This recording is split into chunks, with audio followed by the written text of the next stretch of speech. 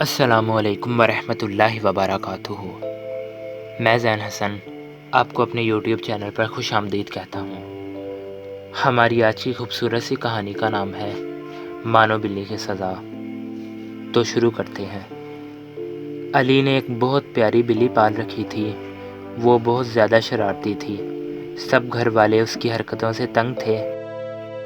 وہ پرندوں کے پنجروں کے پاس جا کر انہیں ڈرایا کرتی تھی اور کبھی اپنی موٹی آنکھوں سے مرغیوں کے ڈربے کو گھورا کرتی تھی۔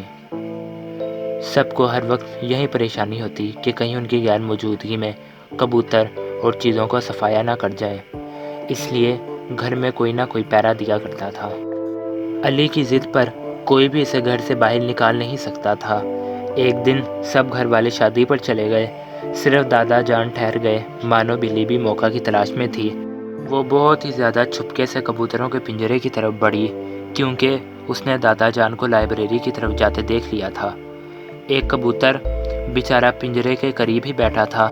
اس نے بڑے ہی مزے سے جھپٹا مارا اور گردن سے دبوچتے ہوئے چھت کی طرف بھاگی، لیکن اسے اسی وقت دادا جان کی چھڑی نے اس کے ہوش اڑا دیے۔ سہمے ہوئے کبوتر کو انہوں نے پنجرے میں بند کر دیا۔ شام کو جب سب گھر والے آئے تو انہوں نے مانو بلی کی سزا سنائی کہ اس کو چھت پر بنے اسٹور میں بند کر دیا جائے اور دروازہ تو صرف دور رکھنے کے لیے ہی کھولا جائے۔ علی کا منہ لٹک گیا۔ اب اس کے علاوہ کوئی اور چارہ بھی نہیں تھا، کیونکہ مانو بلی نے اپنی سزا خود تجویز کی تھی۔ تو دوستو، آپ کو ہماری یہ چھوٹی سی کہانی کیسی لگی؟